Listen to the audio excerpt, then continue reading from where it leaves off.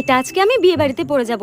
এটা তাড়াতাড়ি করে সাইড করে রেখে দিই, নইলে ওই কুচুটে ননদটা দেখতে পেলে শাড়িটা নিয়ে চলে যাবে। বৌদি শোনো না,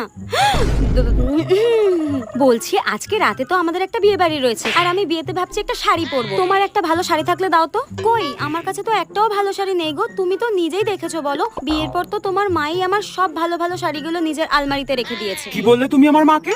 তুমি নিজেই আলমারিটা দেখে নাও, আমার সত্যিই কোনো ভালো শাড়ি নেই গো। ঠিক আছে, দেখছি আমি। হ্যাঁ বৌদি, তোমার পেছনেটা কি গো? কোথায়? কিছু নেই তো। ওই তো পেছনে, ওই তো ডাইনিটার সব দিকে নজর থাকে। এইটা কি সুন্দর শাড়িটা। এটা আসলে কালকে আমার মা দিয়ে গেছিল। আরে আরে, দেখি শাড়িটা দাও দেখি।